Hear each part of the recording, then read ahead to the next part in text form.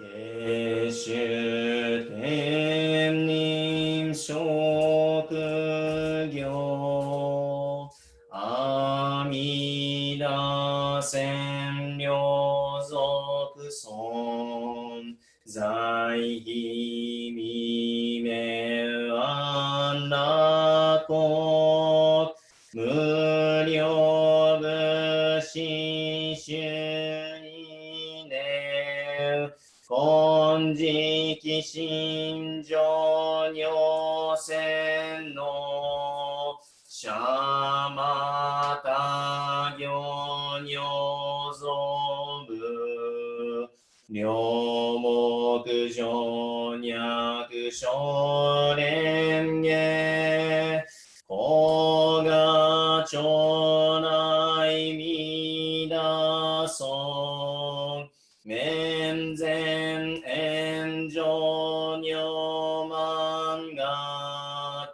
いこゆ如千日が諸如天空しら法が町内弥陀尊観音頂戴観知有自由修十名相法称言のぶくげど馬け馬法が町内弥陀尊無微無垢交渉上習得権権女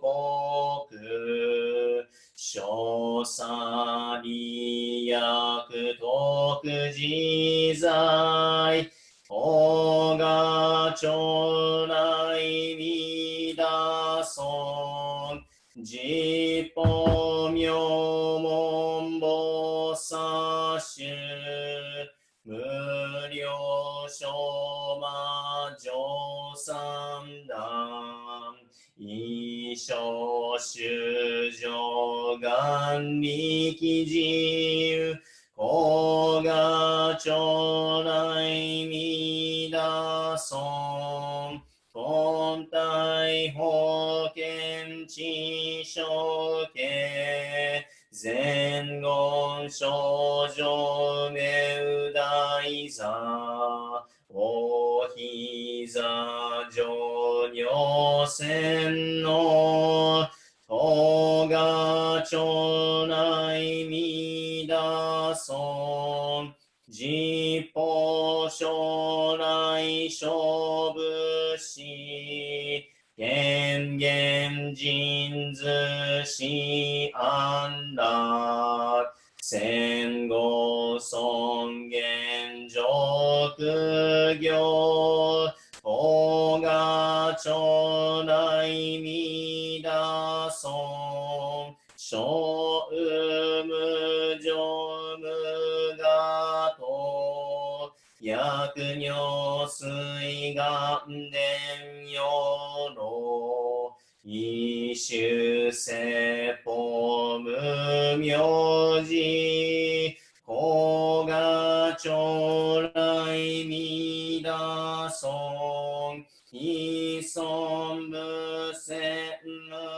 悪名薬無女人悪道夫主任心身拒否尊法が町内弥陀尊非尊無料法勉強無償主悪知識往生不退死菩提法が町内弥陀尊が千非尊苦独自修善無変尿海水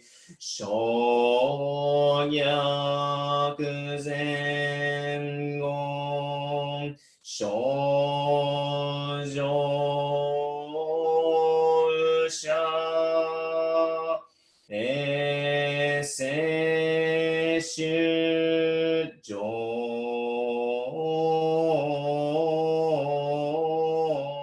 小義行ナマンダブナマンダブナマンダブナマンダブナマンダブナマンダブがんにしくどく平等性祭道本も大心往生安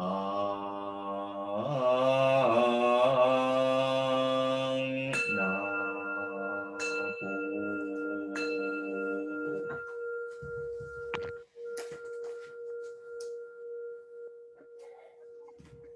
Please join me in 合唱。ナモ阿弥陀仏。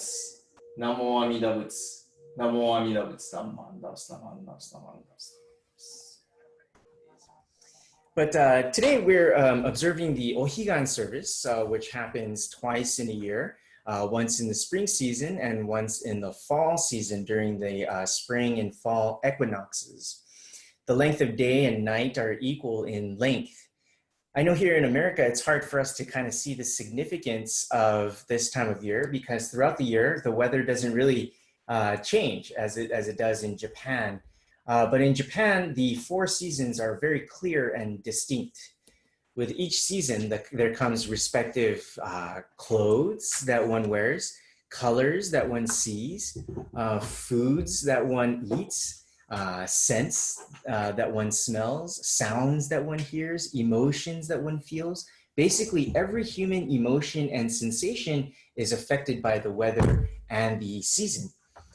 So that's why nature has a very big role in the Japanese mindset and also in the Buddhist mindset as well. Things like the way of tea, chado, right, are highly impacted by the seasons. Japanese poetry, haiku, tanka, these things are very influenced by season. Let me give you examples of how the seasons dictate certain things we associate with them. In the autumn, colors like orange, red, are used because they're associated with the changing of the leaves and the Japanese maple trees. Foods like kaki or persimmon, mikan or Asian pears, nashi, are eaten during this time of year. The air gets a little bit colder, and so there are more soups that are eaten during this season. This is also the transition from hot summers where people are playing outdoors and doing fireworks and going to fireworks shows to now where people don't really hang out outside much anymore. There are different love stories, and dating outdoors become kind of like a memory of the past, of things in the past. So another thing is that schools begin, and there is this air of kind of sadness or nostalgia or this feeling of, I wish I can go back to those fun days of summer, right? And this kind of feeling arises within us. The cold air is crisper, it's much more brisk, it's cold to the skin, so we need to start covering up. So here in America, I wonder what kinds of things do we associate with the autumn season, right? Try to think to yourself. Probably the most obvious one is pumpkin, right? Pumpkin pie, maybe harvests, right? Thanksgiving, drinking apple cider, Halloween is just around the corner. Maybe if you're or maybe if you're in high school, there's the homecoming game. Although right now, I guess that's not really possible. But there's this new kind of excitement and maybe new anxieties of starting the new school year. For adults, it's more like work as usual. We might just have gotten back from summer vacation, so it's kind of hard to start back up. But you see how much the season dictates so much of the emotions and sensations that we feel. Weather affects us very much. I know for me, for example, when the season changes to the fall, I get allergies. And so I start to sneeze a lot. And my sneezes are really loud. So my wife gets really mad at me. She says, be quiet, you don't have to sneeze that loud. But I tend to sneeze very loud. All these things, right, are affected by the environment that we live in. And that is why weather from a Japanese standpoint or from a Buddhist standpoint, more importantly, is considered very significant. But for us as Shin Buddhist Americans, weather or environment should be treated with great respect as well. Weather, the seasons, the environment reminds us of the idea of impermanence, that all things will change and that all things have a beginning, do indeed have an end. As a Dharma school student, please think to yourselves, how does the change in season affect you? What kinds of feelings do you get when you hear the fall season and that it is coming? Do you get excited? Do you feel sad or get in the blues? We never really think about these things unless we are prompted to do so. But when we think about it, our environment really does help to shape who we are as an individual, as a community, as a society. You are not you unless there is the environment around you. And that is why it is important that you think about your environment. For example, your friends and who you associate with are very important. If you hang out with the quote unquote wrong crowd, in due time, you will be associated with the wrong crowd. Is this who you want to be? If you associate yourselves with guys who mistreat girls or girls who use men, your mindset will reflect their actions. On the other hand, if you mimic your role models who are really good at their craft, they will help you to think in a way that will get you to strive for greater achievement. Of course, you know, all this is stuff that you already know, and I'm just reiterating it, but I just wanted to share with you that Buddhism tells us about this fundamental truth of why this works. It is the principle of causality, or cause and effect. In Buddhism, there is another word for this, and we use the word karma. Karma means action. It has nothing to do with good and evil or right and wrong. It just means action, right? I know on YouTube, there's been a lot of these videos about instant karma or instant karma, I think. But that is not karma, okay? That is one interpretation of what karma is, but that's not the real meaning behind karma, okay? So karma is not what goes around, it's not just about what goes around, comes around. Right? Karma is actually has a more broader term meaning to it. It means just action. So action means that when something occurs, it will trigger a reaction. This is absolutely true, not only in physical science, but also in social science as well. For every action, there will be an equal and opposite reaction. And the Buddha said, the cause of suffering is attachments. If we can resolve the issue of attachments, we can resolve the issue of our suffering. And the cause of our suffering is blind passions. The result is to rely on the Nimbut's teaching that provides a path to overcome our blind passions, cause and effect. So when we open our hearts and minds to Buddhism and truly entrust ourselves to the wisdom and compassion of the Buddha, we start to see the world in a much different way than before. We start to see the connection we have with other people. But here I want to point out that we start to see the connection we have to such things as weather and nature, or more specifically, the seasons. I just gave you examples that show that. We have a personal connection with nature. We converse with nature constantly. Nature is speaking to us in this way. What this also means is that we can have a conversation with the outside world or reality itself. Eventually, we will start to see that the world doesn't revolve around us, just as Copernicus realized that the relationship about the sun and earth. Eventually, we realize that we are just one part of the world around us. And when we see things in this way, a new way of living and seeing things opens up to us. This is the beginning of how to live on the Buddhist path. So with that, I would like to end today with the Dharma School. Please join me in Gassho. Namo Amida Butsu. Namo Amida Butsu. Namo Amida Butsu. Namandas. I rely on Amida Buddha with my whole heart for the attainment of nirvana. I give up trust in my powerless self and abandon all practices that rely on the false ego. I know that because of Amida's boundless compassion, I am assured of rebirth the very moment I put my trust in Amida. I call the name Namo Amida Butsu in happiness and thanksgiving for the gift of the universal vow. I am grateful for Shinran Shonin and his followers for leading me to this profound teaching. I will try to live throughout my life according to the way of the Nembutsu that they have taught. Namo Amida Butsu. それでは、両下門を拝読させていただきます。両下門、もろもろの造業雑種、自力の心を振り捨てて、一心に阿弥陀如来、我らが今度の一大事の御所、御助け僧らへと頼み申して候。頼む一年の時、往生一条、御助け事情と存じ、この上の称名はご恩報者と存じ、喜び申し候。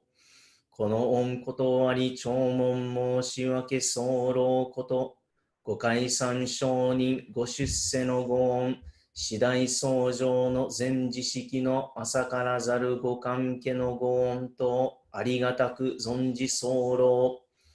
この上は定めを課せなるる恩をきて、一号を限り守り申すべく候。ナマンダウスタマンダウスタマンダウスタマンダウスタマンダウス。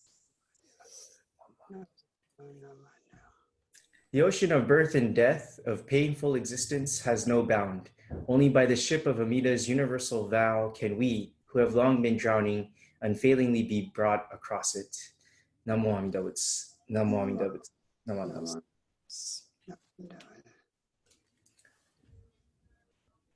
Okay, so as I mentioned in the last Dharma talk, Ohigan is observed during the spring and fall equinoxes, when the time of day and night are said to be equal in length. What this signifies is that the weather is the fairest during these times of year, and it makes it easier for the general public to come to the temple and listen to the Buddha Dharma. It's not too hot, nor is it too cold, and one can comfortably sit in the hondo and receive the Buddha Dharma. But actually, this is not the definition of Ohigan. Ohigan is the combination of a couple of different words here. The O is the honorific prefix, so we can drop that. And then the Higan means other shore, okay? So which is to signify the pure land or the realm of enlightenment. On the other hand, Shigan, which means this shore or the realm of delusion and suffering, is in contrast to Ohigan, Higan. So this is our world or the realm where sentient beings live in. This is the time to reflect on the path that leads us to the other shore. Typically, Ohigan is associated with the 6 paramita, practices that are necessary for every practicer to follow on the path to the other shore. But for Shin Buddhism, the 6 paramita, or practice completing wisdom, has already been established for us. All we have to do is just receive that wisdom and compassion, right? So all we have to do is awaken to that wisdom and embark on that path that leads to the other shore. So what is this path of wisdom that has already been established for us to simply follow? Why is it that there is nothing on our part that we have to complete in order to be able to get to the other side? The path of wisdom is the Nimbutsu teaching. And the reason why there is nothing on our part that we have to do as a condition in order to get to the other shore is because the Nimbutsu path does not work on a merit-based system. Normally, we think to ourselves that we have to do something in order, excuse me, that, excuse me, Normally, we have to think that we have to do something in order to be rewarded or get something. It's natural for us to think this way because we have been conditioned to think like this since birth, really. If we work hard, we reap the benefits, as in we get money to be able to sustain ourselves and our families. If we study hard, we will get into a good school and then we have a good job. At least ideally, that's how it's supposed to work out. Hasn't really been working out for the new generation, the younger generation that way, but ideally that's the case. So if we do good things will happen to us. If we do bad things will happen to us. So the world of morality and how we treat each other in a civilized society is also based on this idea of merit. If we work hard, are honest and hardworking, and mean well in our actions towards others, then the same will be done to us and we will lead happy lives. End of story, right? True and simple. But is it really that simple? Why does it seem to be the case that people with little to no power in our society tend to be the hardworking ones, but the people at the top can do bad things and get away with it? Why do we have to follow the rules when those in power are the ones breaking the rules they make? Why do the rich and powerful get to cut corners, and meanwhile the rest of the population has to abide by the rules set in place? All you need to do to understand this is to flip on the news, and you will see many examples of this happening, right? So if we look on the macro scale, we see how it necessarily isn't the case that if we do good things will happen to us. In fact, many times, people will be rewarded or good things will happen to those who do bad things, right? And bad things will happen to those who try hard to do good things. Many people will look at the ills of society and injustices in our society and find the problem to be this group of people or this set of people. The problem with only looking at the scale on a macro level is that we always find who to point the finger at. And then then we stop right there, right? We stop at pointing the finger at other people. We stop because we don't dare to go further than that. But Buddhism says to go further than that. Buddhism then says, what about ourselves? Are we as perfect as we make ourselves out to be? Do we not cut corners when we can? Do we not hurt others when we believe they are not going according to our interests and aims? In Buddhism, there are the 3 types of karma, or 3 types of action, and this is known as Sanggo Shinkui. So I've drawn out a little list here. I hope you can see this. Sanggo, 3 types of action. Shin, ku, I. Okay, and shin is bodily actions, ku is speech, and I is intention or will, or what goes on in our hearts and minds. So normally, in normal society,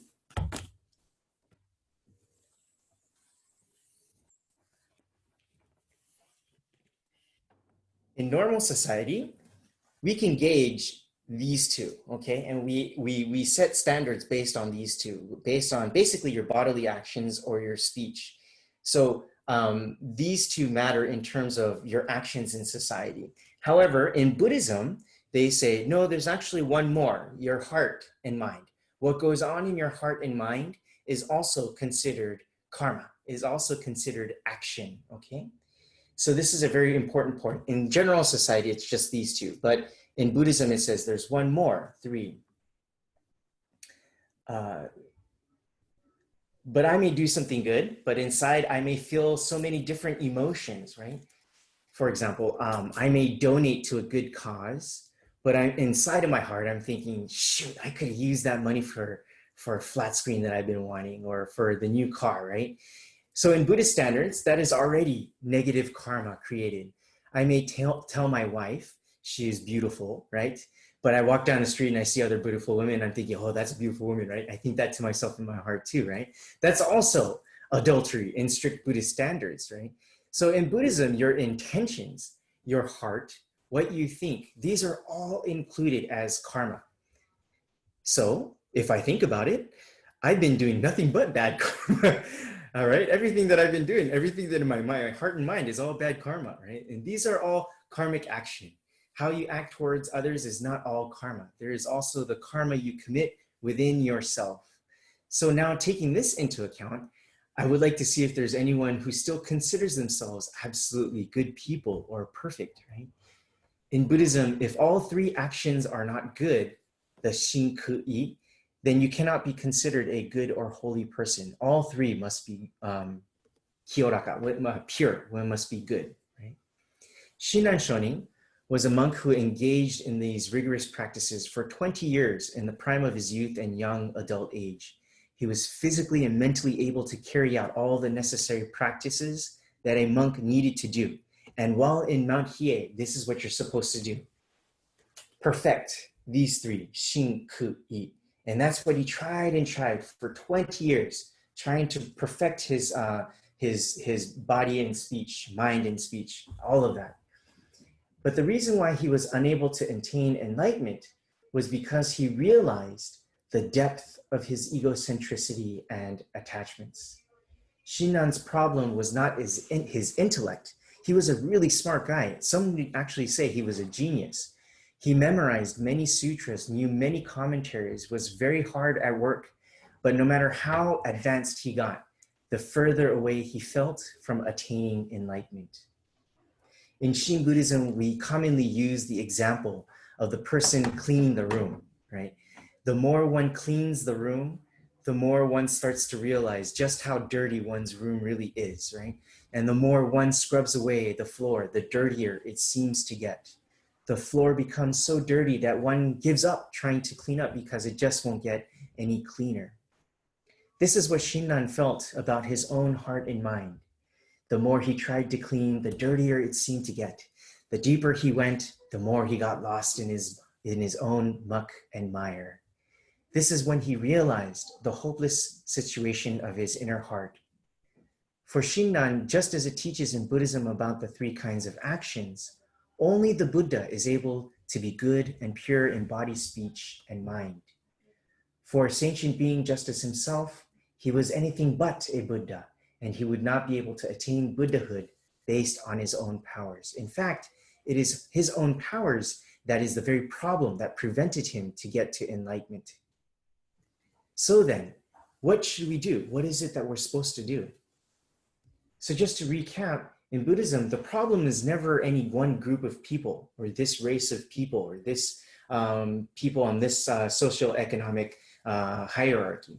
The problem is never one race. It's never about a certain political party nor a group that has the power. The problem is not an external factor. The problem always begins with here. ここですね. I mean, we may not think this normally, and normally deep down inside, we want to see ourselves as the good and others as the bad or at fault. But Buddhism teaches us that we must first see the imperfection in ourselves before we can start to work towards a true solution and cooperation with others. So the key difference between Buddha and sentient being is that a Buddha can see things as they are. A sentient being, on the other hand, can only see things according to their self-interests. Things are good, bad, right, wrong, black, white, relative to one's own self-interests. And that is why we have conflicts. You know, anytime you have a war, both sides do not think they're wrong, right? Both sides are coming into the war thinking they are on the side of justice. They are on the side of righteousness, right? And that is why wars occur, right? This is how holy wars occur, or wars in general. So that is what sentient beings do. They cannot see things as they are. They can only see things in relativity to their own self-interests. So what we do is, as Buddhists, is we use the ideal of Buddha or enlightenment to contrast us and help us reflect on our state of being. Then, once we awaken to our mind of delusion that we are imperfect beings who are driven by our ego attachments, we then realize that the ideal of Buddhahood shows us that there is a path to spiritual fulfillment. It is the path that has been laid out by the Buddha. So the Buddha is not some kind of divine being. The Buddha is not a deity or a god. Buddha is the ideal of wisdom and compassion. that lays the path for us to walk on. And when we realize that there is a path to walk on, a path of wisdom and compassion, then every moment and every experience in this life becomes a reason to be grateful, because we can take comfort in knowing we are always embraced in wisdom and compassion, never left alone to fend for ourselves. It's kind of like a person who is walking in the woods trying to find a way out of the woods. For a long time, that person is just walking and meandering, right, without hope and knowledge of where to go. But once the person finds a path to walk on and entrusts himself or herself on that path that will lead to freedom, that person just has to follow that path out. With this newly found path, now the person becomes cool, calm, focused, and confident in the path that will lead out. This is what Amida Buddha's wisdom and compassion is. And if we continue on with this example, the Buddha is the person who thought about the best way out, the easiest way out of the woods, and has the compassion that all beings have to be able to get out of the woods.